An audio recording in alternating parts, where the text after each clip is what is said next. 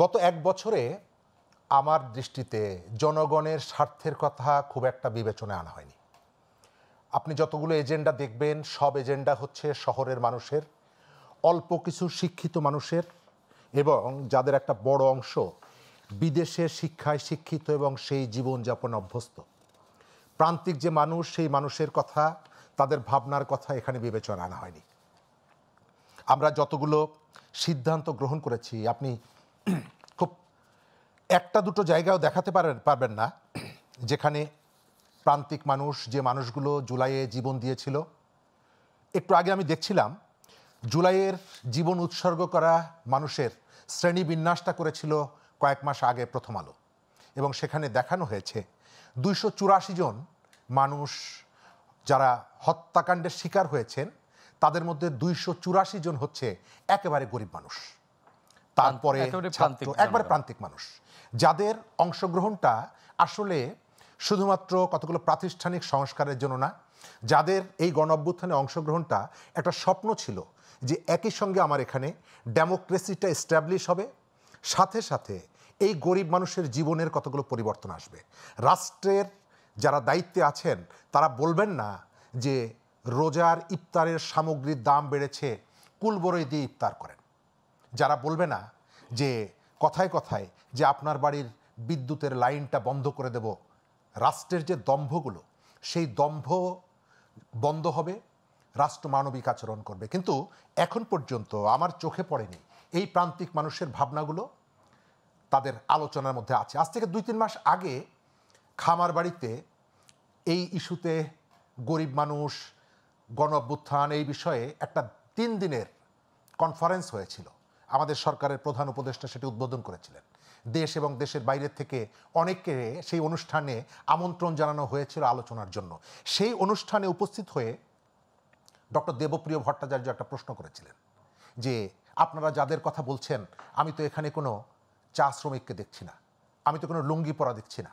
এই যে আব্দুর রাজ্জাক রিকশাওয়ালা, যিনি জুলাই অভ্যুত্থানের সময় স্যালুট দিয়ে ভাইরাল হয়েছিলেন, যাকে নিয়ে এখন রাজনীতির ময়দানে টানা হ্যাস্টা করা হচ্ছে, তাকে পোস্টার বয় বানিয়ে অনেকগুলো প্রশ্ন তৈরি করা হচ্ছে যে এই আব্দুর রাজ্জাককে গত 1 বছর আমরা আমাদের এই সভ্যতা, যারা তাদেরকে পণ্য বানানোর চেষ্টা করছেন, এই আব্দুর রাজ্জাককে কোনো অনুষ্ঠানে সোনারগাঁ হোটেলের ইফতার থেকে শুরু করে যে ইভেন্টগুলো তারা করেছেন, কোথাও তাকে ডেকেছেন কিনা?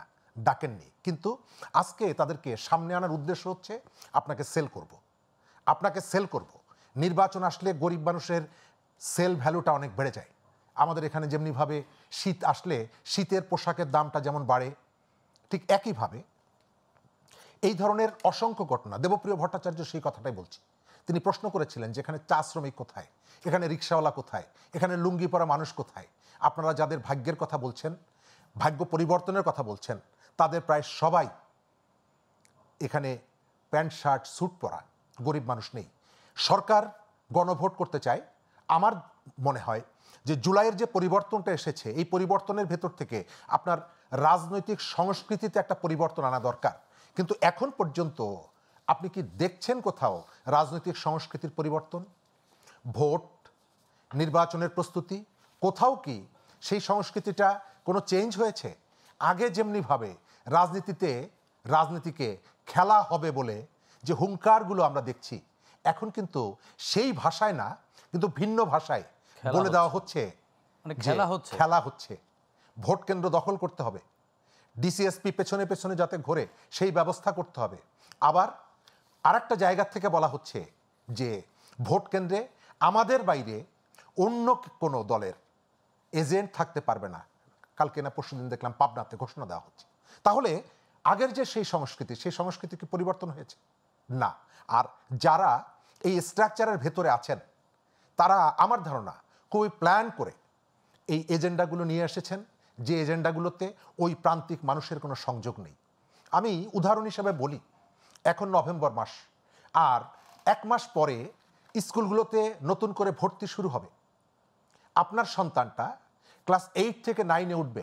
গত বছর যে ছেলেটা আপনি রিঅ্যাডমিশনের নামে 6,000 টাকা জানুয়ারি মাসে দিতে হয়েছে, আগামী জানুয়ারিতে আবার এই ছেলেটিকে যে শুধুমাত্র একটা ক্লাস পরিবর্তন করলো, ক্লাস 7 থেকে ক্লাস 8-এ উঠলো, একটা রুম পরিবর্তন হলো, তাকে আবার 6,000 টাকা দিতে হবে রিঅ্যাডমিশনের নামে। রিঅ্যাডমিশন কি? সে তো ক্লাস 5-এ যখন ওই স্কুলে ভর্তি হয়েছে তখন তো একবার অ্যাডমিশন নিয়েছে, এখন আবার কেন রিঅ্যাডমিশন? সরকারের ভাবনায় এই বিষয়গুলো কি আছে? এই শহরে অনেক মানুষ আছেন যারা তার দুটো সন্তান, এই দুটো সন্তানকে দুটো ক্লাসে 6,000-12,000 টাকা তাকে দিতে হবে। এই টেনশানে, এই চিন্তায় ঘুম আসে না অনেকের। কিন্তু আমাদের রাষ্ট্র, আমাদের সরকার এই মানুষগুলোর কথা কি ভাবছে? পরিবর্তন মানে কি শুধুমাত্র একটা দল পালিয়ে গেছে আর একটা দল এসেছে?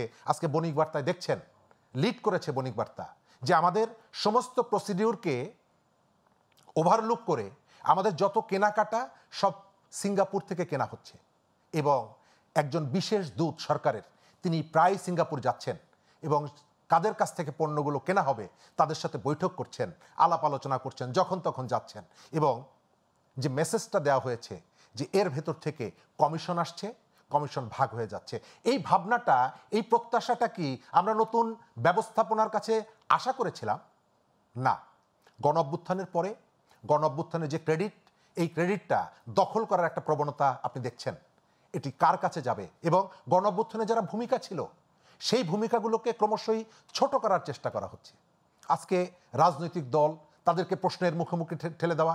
আমি স্পেসিফিক কয়েকজনের নাম বলি, আমি তাদের সাথে অনেক চিন্তার সাথে আমি ডিফার করি, কিন্তু এটা সত্য যে ডাক্তার জাহিদুর রহমান গণ অভ্যুত্থানের আগে তার ভাবনাগুলো মানুষের কাছে নিয়েছে, শাহেদ আলম তার ভাবনাগুলো নিয়েছে। আপনি এখন সোশ্যাল মিডিয়ায় দেখবেন এদেরকে টার্গেট করে করে তাদের চরিত্র হনন, তাদেরকে হুমকি, তাদেরকে গালিগালাজ করা। তার অর্থ হচ্ছে আপনার সঙ্গে যদি না থাকে তাহলে সে ফ্যাসিবাদের দালাল। যে কথাটা আমরা আওয়ামী লীগের সময় শুনতাম, আওয়ামী লীগের সঙ্গে না থাকলে আপনি রাজাকার, এখন সেটাই শুনতে পাচ্ছি। যে নামগুলো, আনু মোহাম্মদ, তাকে ব্যক্তিগতভাবে আক্রমণ করা। ঢাকা বিশ্ববিদ্যালয়ের নারী শিক্ষক, যে শিক্ষকরা জুলাই অভ্যুত্থানের সময় সমন্বয়করা গ্রেপ্তার হওয়ার পর বেইলি রোডে সারা রাত দাঁড়িয়েছিলেন, সেই শিক্ষকদের, শিক্ষক নেটওয়ার্ককে টার্গেট করে করে আক্রমণ করা। এটা কারা করছে? এটা যারা এখন হঠাৎ করে ক্ষমতায় যেতে চাইছেন, কেন্দ্র দখল করতে চাইছেন। হঠাৎ করে কি আসলে ক্ষমতায় যাওয়া যায়? সেটিও তো জনগণের উপরে নির্ভর করতে হয়। সে বিষয়ে আলোচনা শুনবো আমরা একটু। আমিরুল মোমিনিন মানিক, আপনার কাছ থেকে শুনতে চাই, আসলেই কি মানে শরীফ ভাইয়ের বক্তব্য অনুযায়ী এই গণভোট তাহলে জনগণের কোনো পরিবর্তনের কাজে আসবে না? একটা সরকার পরিবর্তনের জন্য দুটো পন্থা আছে, একটা হচ্ছে ভোট আর একটা হচ্ছে অভ্যুত্থান। গত 16 বছর ধরেই যে ফ্যাসিবাদী সরকার ভোটের নামে আমাদের সঙ্গে প্রহসন করেছে, তার বিরুদ্ধেই তো আসলে গণ অভ্যুত্থান হয়েছে।